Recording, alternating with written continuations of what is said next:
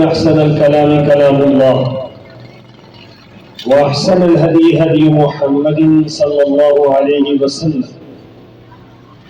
وشر الأمور محدثاتها وكل محدثة بدعة وكل بدعة ضلالة وكل ضلالة في النار.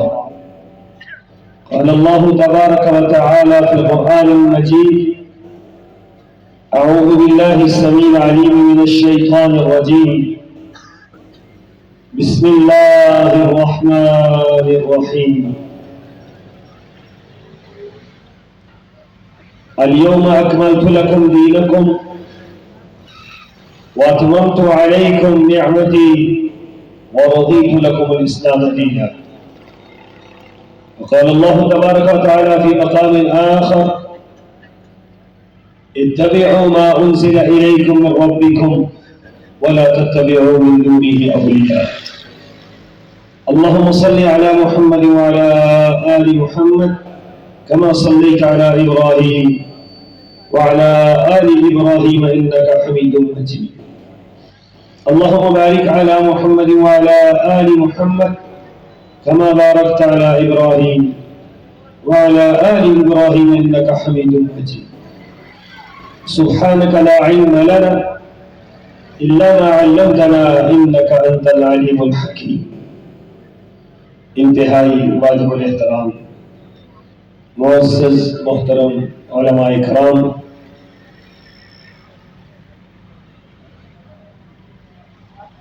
اور انتہائی واجب الاحترام طیبہ خدمت کمیٹی کے ہمارے نوجوان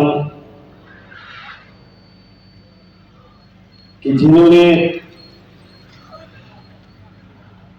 دن رات ایک کر کے آج کا یہ پروگرام ترتیب دیا اور آپ تک خالص پیغام پہنچانے کا یہ خوبصورت اہتمام کیا. میں نوجوانوں کو خراج تحسین پیش کرتا ہوں کہ آج ہمیں نظر آتا ہے کہ نوجوان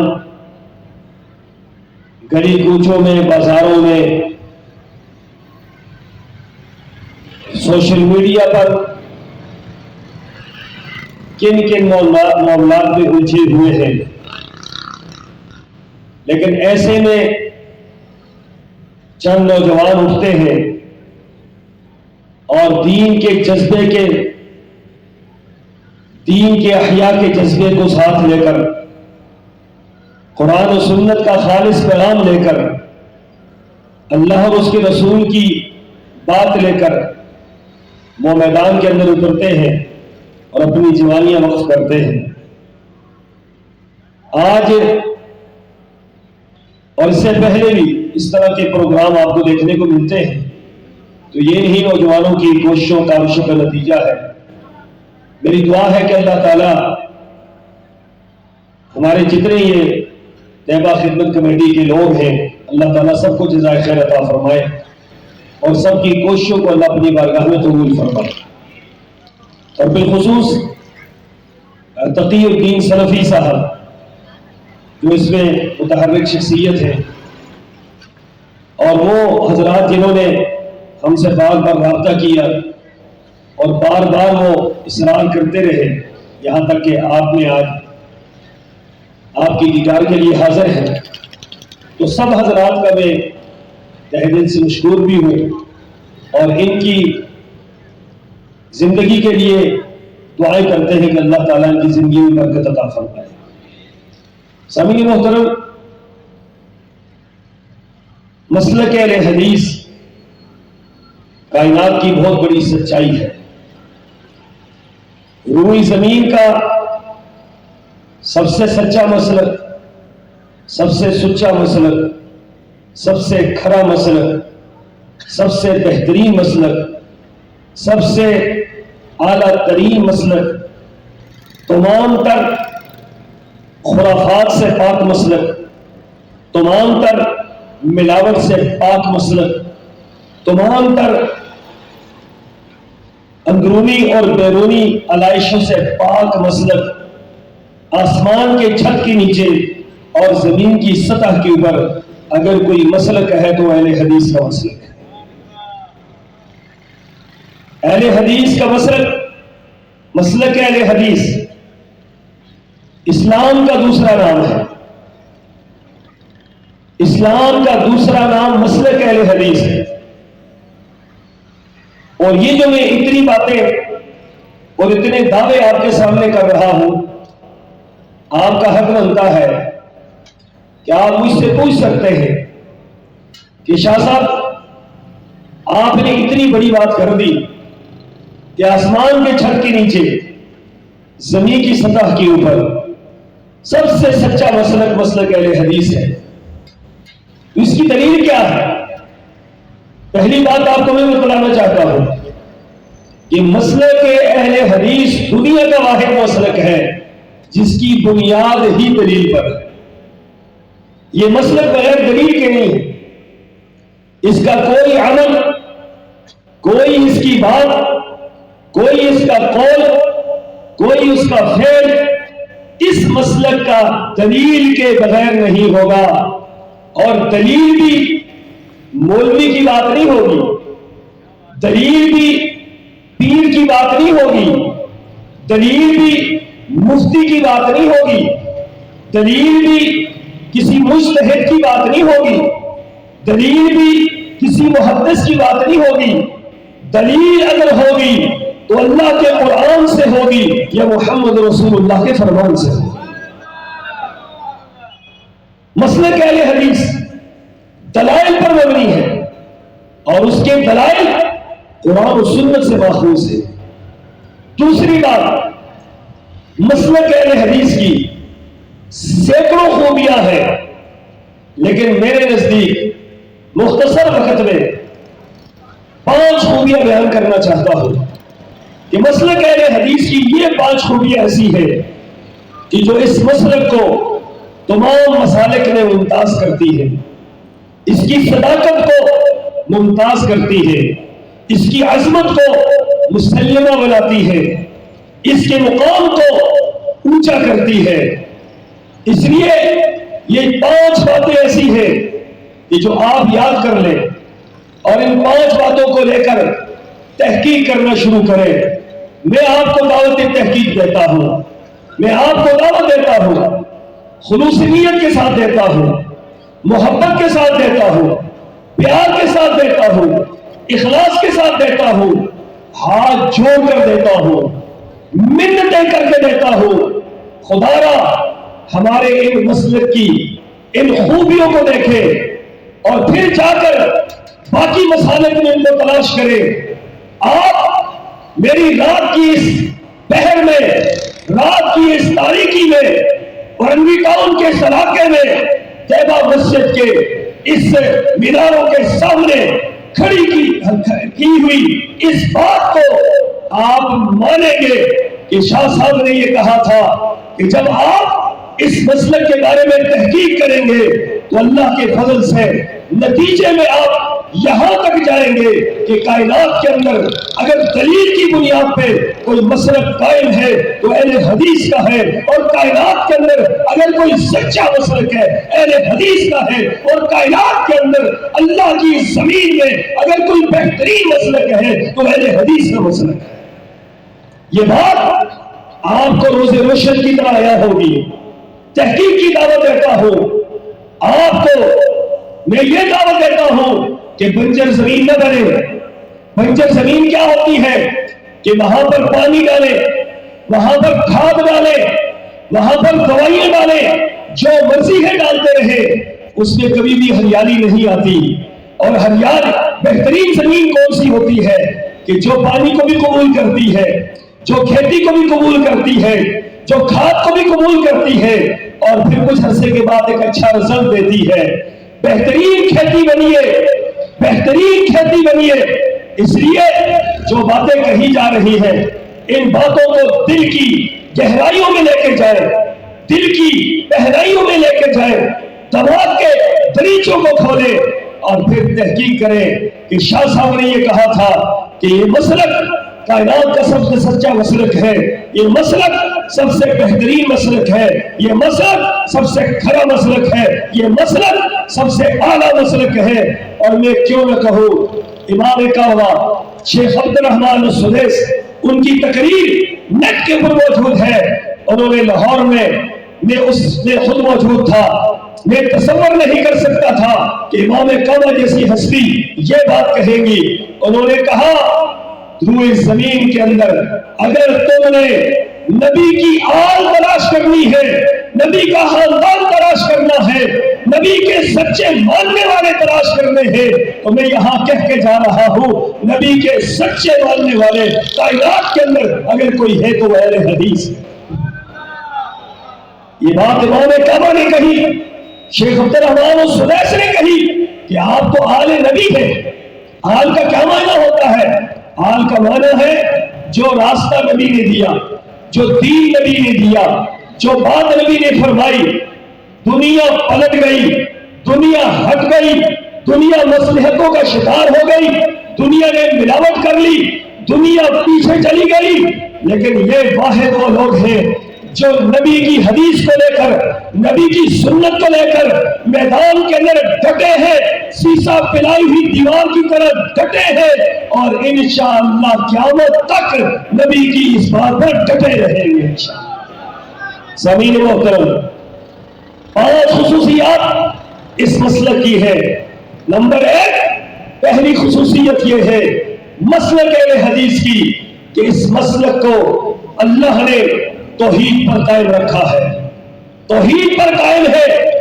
असल तौहीद, खालिस तौहीद, बेलचक तौहीद, खूबसूरत तौहीद, बगैर झोल के तौहीद, बगैर किसी मसलहत के तौहीद, ये तौहीद पर टक जाने वाले हैं। और दीन है ही नाम तौहीद का है, दीन है ही नाम तौहीद का है।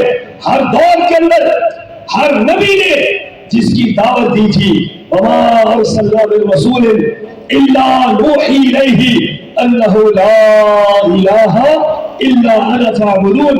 हर नबी दुनिया के अंदर आया, चाहे मशरक में आया, चाहे मगरब में आया, शुमाल में आया, जुनूब में आया, कौमों की तरफ आया, अफराद की तरफ आया, नबी की एक ही दावत थी। वो दावत क्या थी? लोगों, ला इलाहा इल्लल्लाह कहो, ला इलाहा इल्लल्लाह कहो। क्या मायना है ला इलाहा इल्लल्लाह?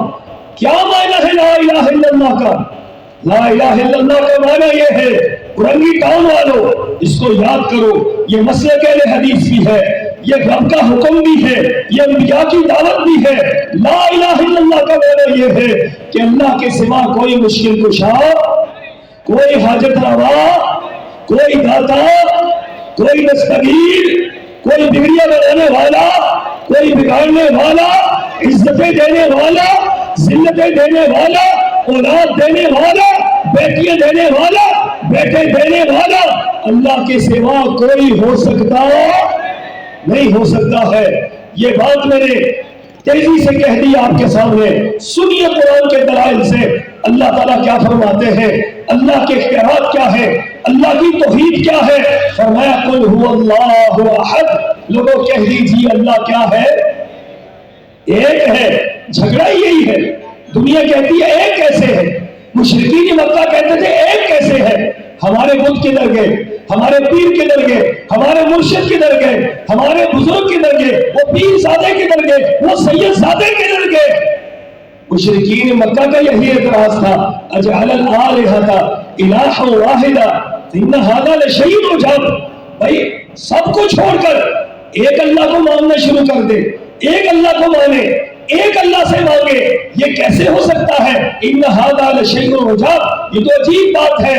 अहले हदीस ये बात कहता है, लोगों तौहीद अल्लाह की ये वो सच्चाई है, ये वो अजीम बात है, दुनिया इधर की उधर हो जाए, तौहीद के इस मामले पर मनहज अहले हदीस ये है, फिक्र अहले हदीस ये है, मसलक अहले हदीस ये है कि दुनिया लुट जाए, दुनिया पिट जाए, دنیا کٹ جائے اللہ کی توحید کے معاملے میں لائی کے تانے کے برابر نہ مصلحت کا شکار ہو، نہ اس موقف سے پیچھے ہٹے. کی مسئلہ کہہ رہے حدیث ہے اور اسی کے اندر ہماری کامیابی.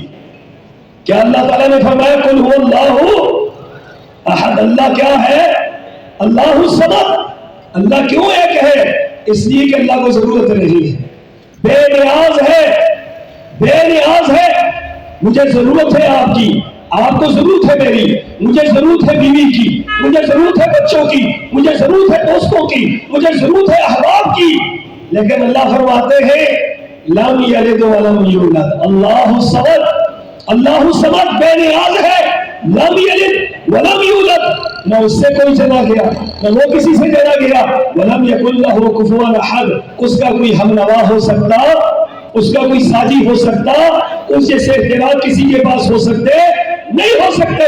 پھر میرا رب کیا فرماتا ہے؟ فرمایا لوگوں سنو، قل اللہم مالک الملک تؤتی الملک من تشاء. قل اللہم مالک الملک، قرآن کی آیات ہے، جاؤ قرآن اٹھا کر دیکھو. ہماری دعوت ہے کہ اللہ کے سوا کوئی مشکل کشا نہیں، ہماری دعوت ہے اللہ کے سوا کوئی حاجت روا نہیں، ہماری دعوت ہے کوئی داتا دستگیر نہیں، ہماری دعوت ہے کوئی کرنی والا نہیں، ہماری دعوت ہے کوئی بگاڑ پیدا کرنے والا نہیں. ہماری دعوت یہ ہے کہ ہر معاملہ اللہ کی طرف سے ہے. تو دلیل پوچھو، دلیل کیا ہے؟ قل اللہم مالک الملک تؤتی الملک من تشاء وتنزع الملک ممن تشاء وتعز من تشاء وتذل من تشاء بیدک الخیر انک علی کل شیء قدیر. اللہ سارے معاملات تیری طرف ہے. اللہ عزت دینے والا تو ہے، بادشاہتیں دینے والا تو ہے، بادشاہتیں چھیننے والا تو ہے، عزتیں دینے والا تو ہے، عزتیں چھیننے والا تو ہے. اللہ ہر خیر تیرے پاس ہے، ہر خیر، ہر بھلائی تیرے پاس ہے. پھر اللہ کیا فرماتے ہیں؟ ان الذین تدعون من دون اللہ، اللہ کو چھوڑ کر جن کو تم پکارتے ہو، چاہے وہ کوئی بھی ہے، چاہے وہ کوئی بھی ہے، اللہ کو چھوڑ کر جس کو تم پکارتے ہو، ما یملکون من قطمیر، تم کہتے ہو کہ دولت چاہیے، اللہ فرماتے ہیں وہ چھلکے کا مالک نہیں. تم کہتے ہو اولاد چاہیے، اللہ فرماتے ہیں چھلکے کا مالک نہیں. تم کہتے ہو عزت چاہیے، اللہ فرماتے ہیں چھلکے کا مالک نہیں. تم کہتے ہو حکومت چاہیے، اللہ فرماتے ہیں چھلکے کا مالک نہیں. ما یملکون من قطمیر ان تدعوهم لا يسمعوا دعاءكم ولو سمعوا ما استجابوا لكم ويوم القيامة يكفرون بشرككم ولا ينبئك مثل خبير. فرمایا تم پکارتے رہو، پکارتے رہو، پکار پکار کر تھک جاؤ گے، زندگیاں بیت جائے گی، موت آ جائے گی، جہان ختم ہو جائے گا. جن کو تم پکارتے ہو نہ تمہاری پکار سن سکتے ہیں نہ جواب دے سکتے. تو پھر کس کو پکارنا چاہیے؟ جو سن رہا ہے. سنتا کون ہے؟ سمیع اور بصیر کون ہے؟ اللہ کیا فرماتے ہیں؟ اللہ کو مردوں سے مانتے ہو، مردوں سے مانتے ہو.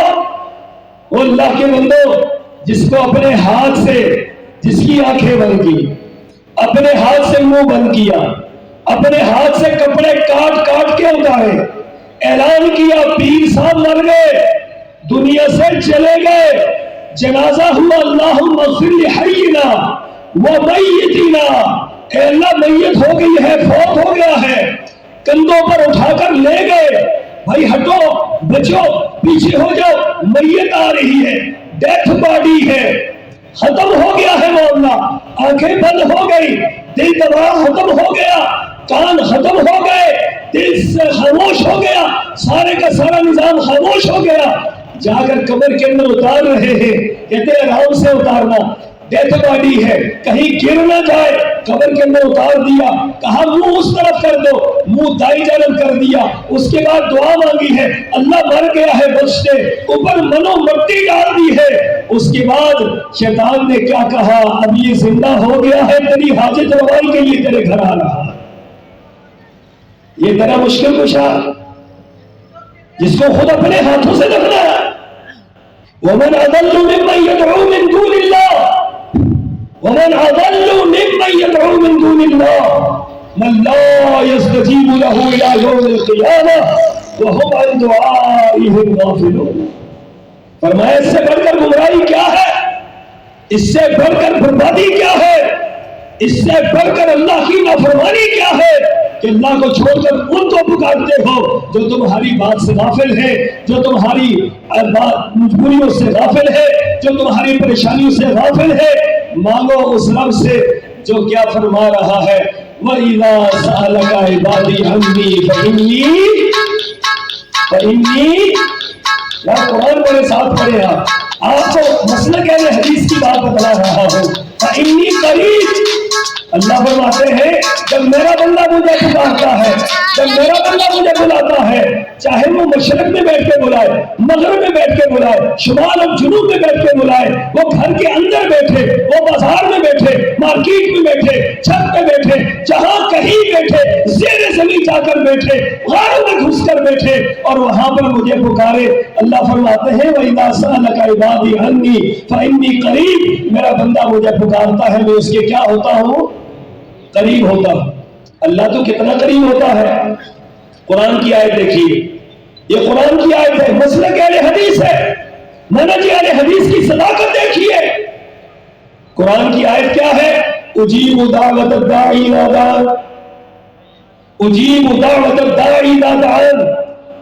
فرمایا علماء کرام بیٹھے ان سے پوچھے، سوال پہلے ہوتا ہے جواب پہلے ہوتا ہے؟ آپ کے ہاں سوال پہلے ہوتا ہے جواب پہلے ہوتا ہے؟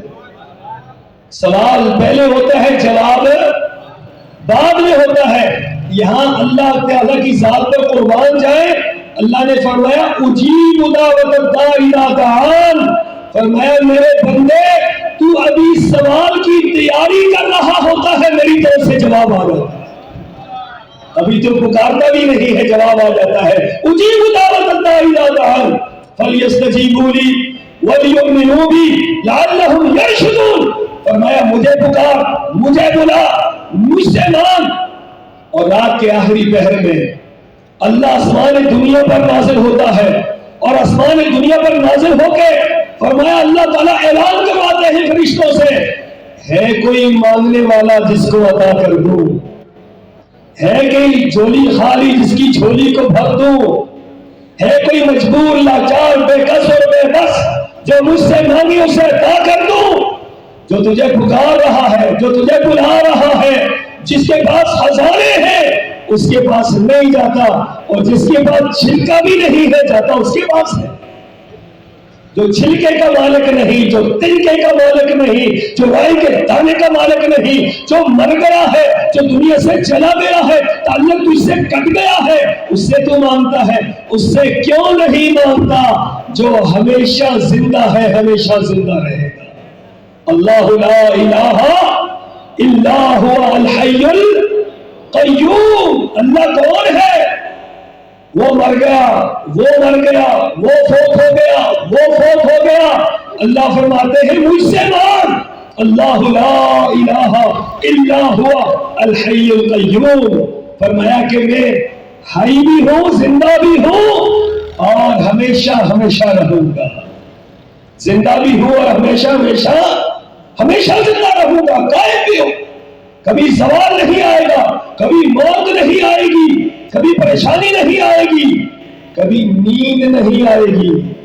نیند تو بہت دور کی بات ہے. دیکھو رات کا ایک پہر ہے، ہمارا حال کیا ہے؟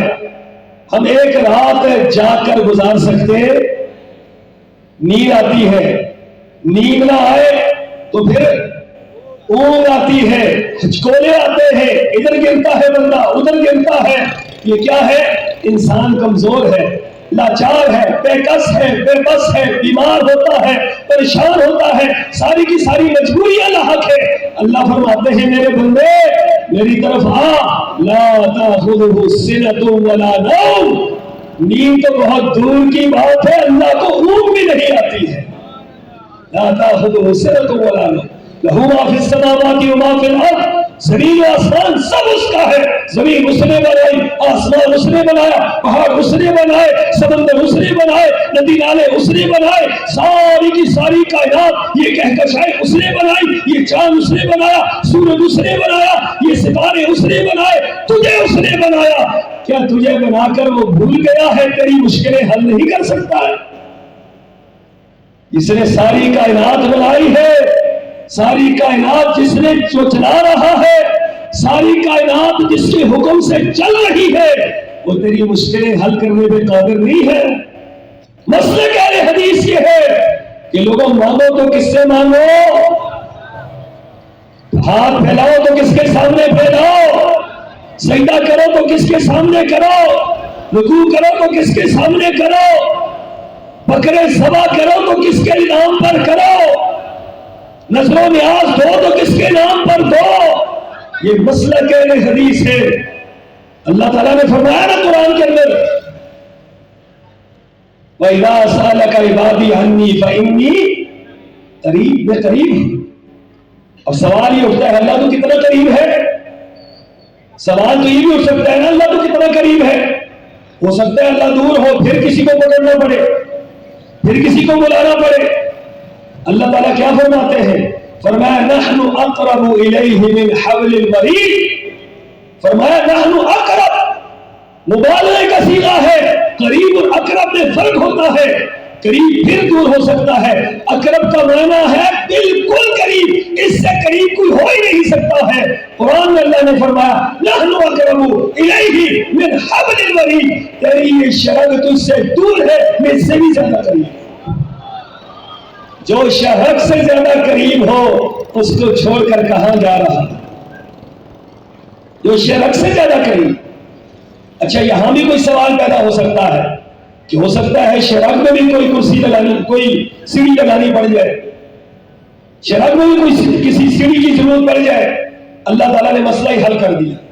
فرمایا وَأَسِرُّوا قَوْلَكُمْ أَوِ اجْهَرُوا بِهِ إِنَّهُ عَلِيمٌ بِذَاتِ الصُّدُورِ. فرمایا تم اپنی آوازوں کو پست رکھو یا بلند کرو, تمہارے دلوں میں خیالات بعد میں پیدا ہوتے ہیں, میرا رب پہلے جانتا ہے کہ میرے بندے کی کیا مجبوری ہے. انہ علیم, یہ مسلک اہل حدیث ہے, یہ منہج اہل حدیث ہے. خالص توحید, خالص توحید. جاؤ دنیا کے اندر تلاش کرو, کوئی وحدت الوجود کا قائل, کوئی وحدت الشہود کا قائل, کوئی بزرگوں کے آنے کا قائل, کوئی بزرگوں کے جانے کا قائل, کوئی استمداد ارواح کا قائل کہ روحیں آتی ہیں, روحیں جاتی ہیں, روحیں پکڑتی ہیں, روحیں اٹھاتی ہیں, روحیں حلوہ کھا کے جاتی ہے, حلوہ چھوڑ کے جاتی ہے. خدایا اہل حدیث مسلک کی بات کیا ہے؟ اہل حدیث یہ بات کہتا ہے جو دنیا سے چلا گیا واپس آ سکتا. آپ کی کراچی جیل میں کوئی بندہ چلا جائے جو رات کو آ جاتا ہے جی, ہو سکتا ہے آ جاتا ہو کہ چلو یار وہ اوپر حلوہ چھوڑا ہوا ہے پکا کے تو کھا کے آ جاؤں گا واپس. جو جیل میں چلا جائے کراچی کی جیل میں وہ واپس آ سکتا, اور جو اگر اللہ نہ کرے جہنم میں ہو اس کو فرشتے آنے دیں گے, اور جو جنت میں ہو وہ جنت چھوڑ کر اورنگی ٹاؤن کا حلوہ کھانے آئے گا. یار کوئی باتیں کرنے والی, جنت کی نعمتیں چھوڑ کر, حوروں کو چھوڑ کر, قصور کو چھوڑ کر, غلمان کو چھوڑ کر, وہاں کی نعمتوں کو چھوڑ کر بابا آ رہا ہے اورنگی ٹاؤن کا حلوہ کھانے کے لیے. یار آپ خود حلوہ کھا لو, کم از کم دین کے نام پر تو نہ کھاؤ. جتنا مرضی یہ کھاؤ, حلوہ کھانا گناہ تو نہیں, کوئی گناہ نہیں, جتنا مرضی یہ کھاؤ, لیکن کم از کم دھوکہ دے کر تو نہ کھاؤ, یار دین کو بگاڑ کر تو نہ کھاؤ. کھاؤ جتنا مرضی یہ کھانا ہے, پوری پوری دیگ کھا جاؤ, کوئی مسئلہ نہیں ہے. شوگر کا مسئلہ تمہارا ہوگا, لیکن کم از کم دین کو تو نہ بگاڑو, دین کو تو نہ بگاڑو. یاد رکھو یہ بات, مسلک اہل حدیث یہ ہے, لوگوں پکارنا ہے تو صرف کس کو پکارو؟ اللہ کو پکارو. نذر و نیاز دینی ہے تو کس کے نام پر؟ اللہ کے نام پر دینی ہے، زیادہ سے زیادہ دو، جتنا دے سکتے ہیں دو، لیکن نام کس کا ہونا چاہیے؟ صرف اور صرف اللہ کا ہونا چاہیے۔ یہ مسلک اہل حدیث ہے۔ کیوں اتنی سختی ہے؟ اللہ تعالیٰ نے خود فیصلہ فرما دیا، فرمایا ان اللہ لا یغفر ان یشرک بہ، ان اللہ لا یغفر ان یشرک بہ ویغفر ما دون ذلک لمن یشاء۔ مسلک اہل حدیث کی دوسری خوبی یہ ہے کہ اس مسلک کے اندر شرک موجود ہے، شرک موجود ہے۔ ہم بہت گناہگار ہیں، بہت خطاکار ہیں، بہت گناہگار ہیں، لیکن اللہ رات کی اس تاریکی میں، اس بھرے گراؤنڈ کے اندر تیرے سامنے اللہ یہ بات کہتے ہیں، تجھے گواہ بنا کر کہتے ہیں، اس مجلس کو گواہ بنا کے کہتے ہیں، اللہ کبھی تیری حاجت روائی میں ہم کسی کو شریک بنائیں گے؟ مشکل کشائی میں شریک بنائیں گے؟ نہیں بنائیں گے۔ اللہ ہمارا حاجت روا بھی تو ہے، ہمارا مشکل کشا بھی تو ہے، ہمارا داتا بھی تو ہے، ہمارا دستگیر بھی تو ہے، ہمارا کرنے والا بھی تو ہے، ہمارے سارے معاملات چلانے والا صرف تو ہے۔ اللہ ہمارے نبی نے ہمیں یہی تعلیم دی تھی، فرمایا کیا دعا کرتے ہیں سورہ فاتحہ میں؟ ایاک نعبد و ایاک، اللہ عبادت تیری کرتے ہیں اور مدد ہے، اللہ عبادت تیری کرتے ہیں، رکوع تیرے لیے، قومہ تیرے لیے، جلسہ تیرے لیے، تحیات تیرے لیے، نظر تیرے لیے، نیاز تیرے لیے، سب کچھ تیرے لیے۔ اللہ جب سب کچھ تیرے لیے ہے تو مدد کسی اور سے مانگنی ہے؟ اللہ مدد بھی کس سے مانگتے ہیں؟ وَإِيَّاكَ نَسْتَعِينُ، اللہ مدد بھی ہم تجھ سے مانگتے ہیں، تیرے علاوہ کسی اور سے مدد مانگتے ہیں؟ کیا فرمایا میرے نبی نے؟ فرمایا جوتی کا تسمہ ٹوٹ جائے تو کس سے مانگو؟ جوتی کا تسمہ جو بندہ کوسی سے نہیں مانگ سکتا، دوست سے نہیں مانگ سکتا، شرم سے نہیں مانگ سکتا، میرا رب فرماتا ہے جوتی کا تسمہ ٹوٹ جائے، جاؤ بازار کی طرف مانگو، کس سے مانگو؟ اللہ سے۔ نمک نہ ملے کس سے مانگو؟ اللہ فرماتے ہیں نمک مجھ سے مانگو، جوتی کا تسمہ مجھ سے مانگو۔ ہم اولاد اللہ سے نہیں مانگتے، ہم اولاد اللہ سے نہیں مانگتے۔ کیوں؟ کہ پتہ نہیں اللہ دے سکتا ہے یا نہیں دے سکتا۔ کیا فرمایا اللہ نے؟ ان اللہ لا یغفر ان یشرک بہ ویغفر ما دون ذلک لمن یشاء۔ فرمایا دنیا والوں سن لو، اللہ نے فرما دیا اللہ ہر گناہ کو معاف کر دے گا، ہر گناہ کو معاف کر دے گا اللہ، لیکن اللہ شرک کو معاف ہے، اللہ شرک کو معاف نہیں کرے گا۔ یہ رب نے کہہ دیا ہے، اور رب کی بات کبھی غلط ہو سکتی نہیں ہو سکتی۔ اس لیے ہم یہ بات کہتے ہیں لوگوں، اہل حدیث مسلک کی پہلی خوبی یہ ہے کہ اس کی توحید خالص ہے، دوسری خوبی یہ ہے کہ اس کے اندر کیا ہے؟ شرک نہیں ہے۔ تیسری خوبی کیا ہے اس مسلک کی؟ تیسری خوبی یہ ہے کہ یہ سنت رسول اللہ پر عمل کرنے والے ہیں۔ نبی کی بات آ جائے، نبی کا فرمان آ جائے، نبی کا قول آ جائے، نبی کی بات کے سامنے ساری کائنات کی بات کو ٹھکرا دیتے ہیں، نبی کی بات پر آنچ نہیں آنے دیتے۔ نبی کی بات آ گئی، وہ تو فرمان محمد ہے، تو گردن جھکائی، سمعنا واطعنا، اے اللہ سن لیا، یاد کر لی، ان یقولوا سمعنا واطعنا۔ یہ نہیں ہے کہ نبی کی بات آئی ہے، نبی کی حدیث آئی ہے، صحیح بخاری کی حدیث ہے، روایت ہے، نبی کی بات پیش کی ہے، اس کے بعد جا کر مولوی صاحب سے پوچھے مولوی صاحب بتاؤ عمل کروں یا نہ کروں؟ مولوی کہتا ہے نہیں کرنا۔ کیوں نہیں؟ بخاری کی روایت ہے، صحیح بخاری کی روایت ہے، کیوں نہیں کرنا؟ اس لیے نہیں کرنا کہ ہمارے امام صاحب نے نہیں کیا۔ کتنی افسوسناک بات یہ ہے کہ نبی کی بات کے بعد پھر امام کی بات بھی ہوگی کہ نبی کی بات پہ عمل کرنا یا نہیں کرنا، جبکہ میں نے امام ابو حنیفہ رحمۃ اللہ علیہ سے پوچھا، امام صاحب نے فرمایا کہ نبی کی بات، میری بات نبی کی بات کے سامنے آ جائے، میری بات کو دیوار پر دے ڈالنا اور نبی کی بات کو سینے سے لگا لینا۔ یہ امام ابو حنیفہ نے فرمایا ہے, امام شافعی نے فرمایا ہماری بات نہ ماننا, بیٹھ جاؤ کچھ نہیں ہوا یار, بیٹھ جاؤ, کیا ہو گیا بھائی, بیٹھ جاؤ. کوئی انقلاب نہیں آیا ہم سے. نبی کی بات سب سے اعلیٰ ہے, نبی کی بات نہیں چھوڑنی. صحابہ کرام رضوان اللہ علیہ مجمعین میں حضرت عبداللہ بن عمر ہے, صحابہ کرام کا ایک مسئلے میں اختلاف ہوا, حج قران افضل ہے حج تمتع افضل ہے, اس مسئلے میں اختلاف ہوا. حضرت ابوبکر صدیق حضرت عمر فاروق رضی اللہ تعالیٰ عنہ کا موقف کیا تھا کہ حج قران افضل ہے. عبداللہ بن عمر فرماتے ہیں میں رسول اللہ کے ساتھ تھا, آپ نے حج تمتع کیا ہے, حج تمتع کیا ہے. مسئلے میں اختلاف ہو گیا. کچھ لوگ حضرت عبداللہ بن عمر سے مسئلہ پوچھنے کے لیے گئے کہ جی یہ بتلائیے کہ حج قران افضل ہے یا حج تمتع. انہوں نے فرمایا حج تمتع افضل ہے. اب سوال کرنے والے نے دوسرا سوال یہ کیا کہ ابو بکر صدیق رضی اللہ تعالیٰ عنہ, عمر فاروق رضی اللہ تعالیٰ عنہ, وہ تو یہ بات کہتے ہیں کہ حج قران افضل ہے. عبداللہ بن عمر نے دو باتیں فرمائی. پہلی بات فرمائی مجھے شک ہے کہ کہیں آسمان سے تم پر پتھروں کی بارش نہ ہو. دوسری بات فرمائی کہ میں تمہیں یہ بات کہتا ہوں کہ رسول اللہ نے حج تمتع کیا ہے, تم کہتے ہو ابو بکر اور عمر کا اور موقف ہے. ابو بکر اور عمر کی رسول اللہ کے سامنے حیثیت ہی کیا ہے؟ ابو بکر اور عمر کی رسول اللہ کے سامنے اگر حیثیت نہیں ہے تو کسی اور کی حیثیت بن سکتی ہے؟ کسی مولوی کی, کسی پیر کی, کسی فقیر کی, کسی مفتی کی, کسی اور کی نہیں بن سکتی ہے جو شان ابو بکر کی ہے. اگلی بات کسی اور, ایک اور بات کہی, کہا یہ بتلائیے کہ آپ کے والد عمر کا بھی یہی موقف ہے, آپ کے والد عمر فاروق کا بھی یہ موقف ہے کہ حج قران افضل ہے.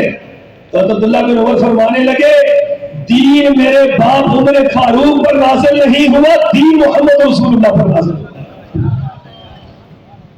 ہم آج کل کیا کہتے ہیں بھائی خدا را حدیث پر عمل کرو, کہتے نہیں باپ دادا کی بات ماننی ہے, باپ دادا کی بات ماننی ہے. باپ دادا کی بات, بھائی دین باپ دادا پہ اترا ہے, دین قرآن اور حدیث تمہارے باپ دادا پہ اترا ہے. قرآن رسول اللہ پر اترا, حدیث رسول اللہ پر نازل ہوئی, رسول اللہ نے آگے بیان کی, صحابہ کرام نے اس کو آگے بیان کیا, محدثین نے اس کو جمع کیا. آج ہمارے پاس موجود ہے, ہمارے پاس دلیل اگر ہے تو رب کے قرآن سے ہے, محمد رسول اللہ کے فرمان سے. اہل حدیث مسلک کی خوبی یہ ہے, اہل حدیث مسلک سنت کا پابند ہے, حدیث کا پابند ہے. سنت آ جائے, حدیث آ جائے, اہل حدیث مر سکتا ہے, سنت سے پیچھے نہیں ہٹ سکتا. حدیث سے پیچھے اور حدیث کے بارے میں اعتراض بھی اہل حدیث نہیں کر سکتا. حدیث پر اعتراض کرنا, حدیث کو رد کرنا, حدیث سے نعوذ باللہ من ذالک کا کیڑے نکالنا اور حدیث پر اعتراض کرنا, حدیث کو رد کرنے کے لیے اصول اور ضابطے بنانا, یہ اہل حدیث کا کام نہیں ہے. اہل حدیث کا کام یہ ہے کہ آپ نے ہماری گردن جھکانی ہے, مصطفیٰ کی حدیث لے کر آئے, ہم گردن جھکانے کو بھی تیار ہیں اور گردن کٹانے کو بھی تیار ہیں. اہل حدیث مسلک, اہل حدیث مسلک کی صداقت, کہ اہل حدیث مسلک سنت کا کیا ہے, وما آتاکم الرسول فخذوہ وما نہاکم عنہ فانتہوا. جو نبی تھے اسے لے لو, جس سے نبی روک دے اس سے رک جاؤ. یہ اللہ نے فرمایا ہے, میری اور آپ کی بات نہیں ہے, یہ اللہ کا فیصلہ ہے. اللہ نے یہ نہیں فرمایا ائمہ جو کچھ دے لے لو, پیر جو کچھ دے لے لو, فقیر جو کچھ دے لے لو, صاحبزادے جو کچھ دے لے لو, سید زادے جو کچھ دے لے لو, اور جس سے منع کرے اس سے رک جاؤ. اللہ نے یہ نہیں فرمایا. اللہ نے فرمایا ہے وما آتاکم الرسول فخذوہ, جو آمنہ کا لال دے وہ لو, اور جس سے آمنہ کا لال منع کر دے اس سے رک جاؤ. یہی اللہ کا فرمان ہے اور مسلک اہل حدیث اسی کا پابند. مسلک اہل حدیث کا امتیاز یہ ہے کہ مسلک اہل حدیث والے بدعت کا مطلب یہ ہے کہ خود ساختہ چیزیں، خود تراشیدہ، خود کشیدہ، خود بنا کر دین کے اندر ڈال دی اور اس پر عمل کرنا شروع کر دیا، لوگوں کو اس پر لگانا شروع کر دیا۔ اللہ اکبر! یاد رکھو، اہل حدیث بدعتی نہیں ہوتا۔ اہل حدیث بدعت سے نفرت کرتا ہے، بدعتی سے بھی نفرت کرتا ہے۔ کیوں؟ میرے نبی نے فرمایا ہے شر الامور محدثاتها وكل محدثة بدعة وكل بدعة ضلالة وكل ضلالة في النار۔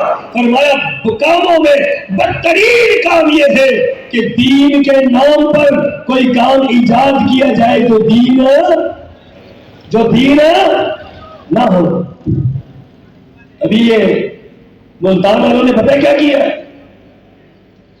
عید میلاد النبی پر، نبی کے پیدائش کا دن ہے۔ دوستو یہ کیا ہو رہا ہے؟ یہ سوال ہے اور اس سوال کا جواب کسی کے پاس نہیں ہے۔ کیا کیا ملتان والوں نے؟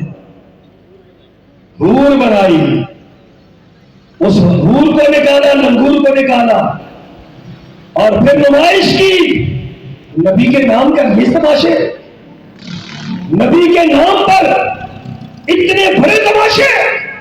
اہل سنت والجماعت آپ سے انصاف کی اپیل ہے، خدا را نبی کا نام ہو اور نبی کے نام پر ایک بے حیا عورت کو میدان کے اندر نکالا جائے، اس کو پورے ملتان کے اندر پھیرا جائے اور لوگوں کو دکھلایا جائے یہ نبی کا یوم ولادت منایا جا رہا ہے۔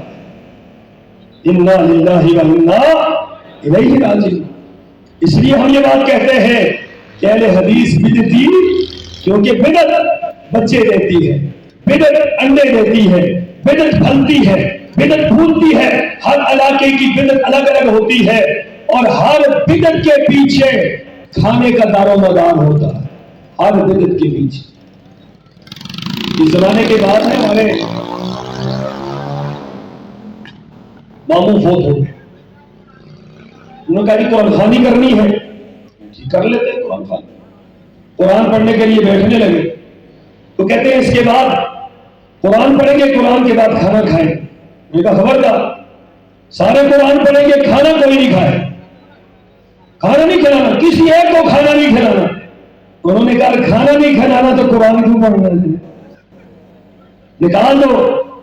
یہاں کراچی کی بات ہے، میں یہاں پڑھتا تھا اکثر مسجد، تو میں ابھی سپارے پہ تھا، علی بات پہ تھا، احسن سلفی صاحب علی بات پہ تھا، تو ایک جگہ پر قرآن خوانی کے لیے چلے، تو جب سپارے تقسیم کیے میرے حصے میں 18واں سپارہ آیا۔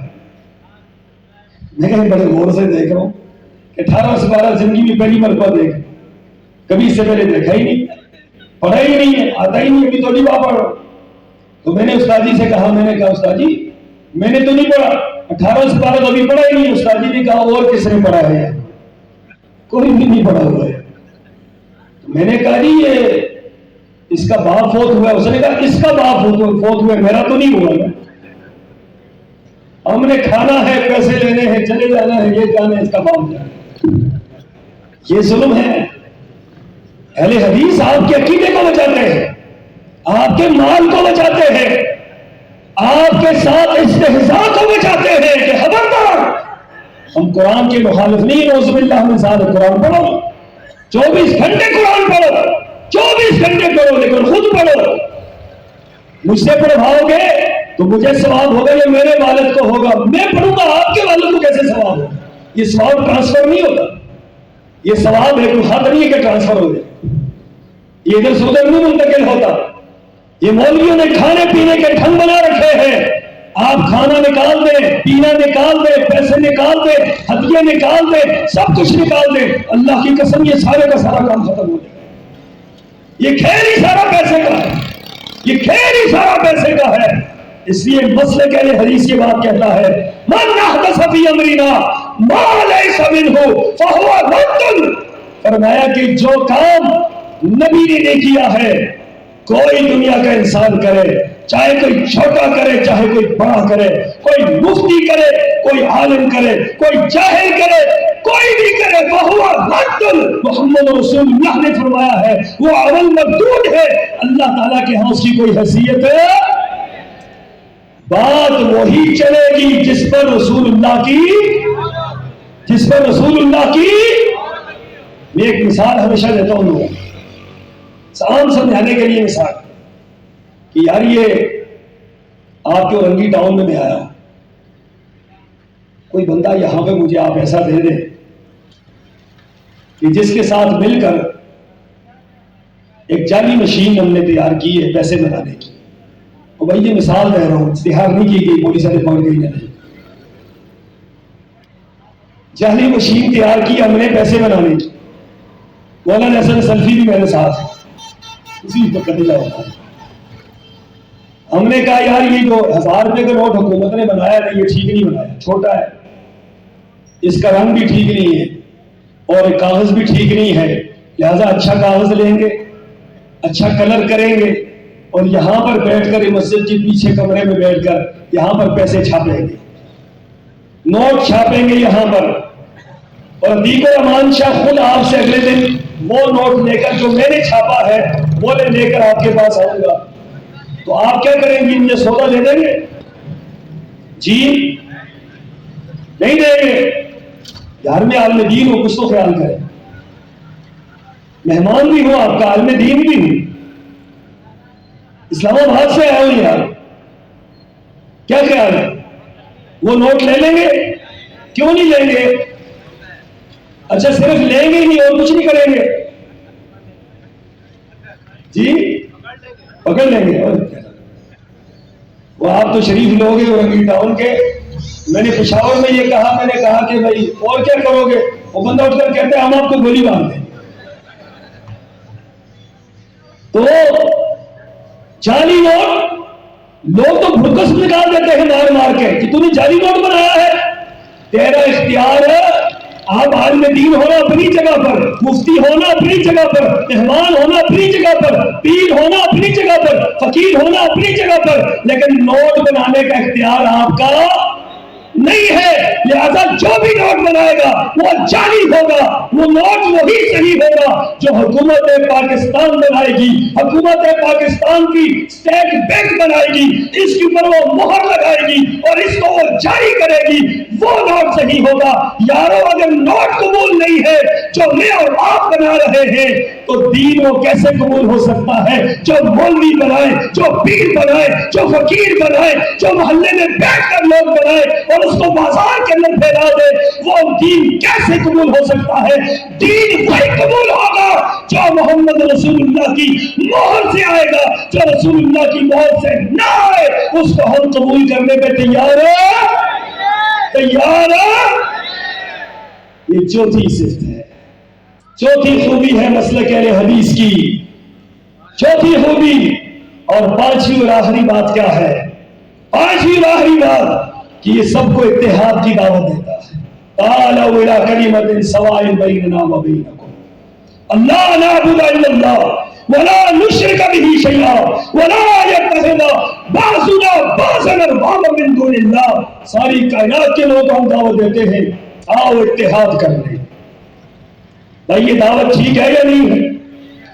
اتحاد ہونا چاہیے، اتحاد ہونا چاہیے، ساری کائنات کے لوگوں سے اتحاد کرنے کو تیار ہیں، شرط یہی ہے کہ اللہ کے ساتھ کسی کو شریک، اللہ کے ساتھ کسی کو شریک، نبی کی رسالت کے ساتھ کسی اور کو ملانا، نبی کی بات پر کسی بات کو حجت دینا، نبی کی بات آخری بات مان کر اس کو تسلیم کرنا، یہ ضروری ہے۔ آؤ اس پر اتحاد کر لیتے ہیں۔ کیا بھائیو یہ اتحاد کی دعوت ٹھیک ہے یا نہیں ہے؟ وَاعْتَصِمُوا بِحَبْلِ اللَّهِ جَمِيعًا وَلَا تَفَرَّقُوا، سارے فرقے ختم کر دو۔ آخری حدیث بیان کر رہا ہوں، سارے فرقے، رسول اللہ صلی اللہ علیہ وسلم نے فرمایا تھا میری امت میں 73 فرقے ہوں۔ کتنے؟ 73۔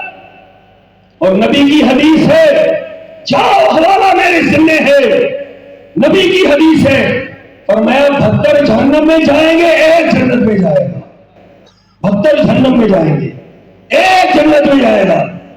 پوچھا گیا اے اللہ کے رسول صلی اللہ علیہ وسلم، وہ جو ایک جنت میں جائے گا وہ کس دین پر ہوگا، وہ کس منہج پر ہوگا، وہ کس فکر پر ہوگا؟ آقا نے کیا فرمایا؟ فرمایا وہ جو ایک فرقہ ناجیہ ہے، طائفہ منصورہ ہے، حق والا گروہ ہے، وہ کون ہوگا؟ فرمایا اس کی صفت یہ ہوگی، وہ اس دین پر ہوگا مانا علیہ وصحابی، جس پر میں اور میرے صحابہ رہے ہیں. صحابہ کس پر تھے؟ صحابہ اللہ کے قرآن کو مانتے تھے، نبی کے فرمان کو مانتے تھے. یہ دو چیزیں صحابہ نے پکڑی رہی، اور یہی دو چیزیں اہل حدیث نے پکڑی ہوئی ہے. دنیا ادھر کی ادھر ہو جائے، دنیا لٹ جائے، دنیا خراب ہو جائے، کچھ بھی ہو جائے، اہل حدیث ان دو چیزوں کو چھوڑنے کے لیے تیار ہے. اہل حدیث ان دو چیزوں کو چھوڑنے کے لیے تیار ہے. مانا علیہ وصحابی، فرمایا جس پر میں اور میرے صحابہ تھے، جو اس پر ہوگا وہی کامیاب ہوگا، وہی جنت میں جائے گا. میں پھر دستبستہ گزارش کرتا ہوں، آخر میں ہاتھ جوڑ کر گزارش کرتا ہوں، میری بات پر تحقیق کرو. میں آپ کو پریشان کرنے نہیں آیا، میں آپ کو جھنجھوڑنے کے لیے آیا ہوں. میں آپ کے ایمان کو چھڑا بچنے کے لیے آیا ہوں. میں درد دل سنانے کے لیے آیا ہوں. میں اپنا سینہ اور کلیجہ چیر کر آپ کے سامنے رکھنے کے لیے آیا ہوں کہ لوگوں، یہ دین اللہ کی بہت بڑی نعمت ہے، قرآن و سنت اللہ کی بہت بڑی نعمت ہے، مسلک اہل حدیث اللہ کی بہت بڑی نعمت ہے. اس نعمت کو لے کر اٹھو اور پوری دنیا پر اس کو پھیلاؤ.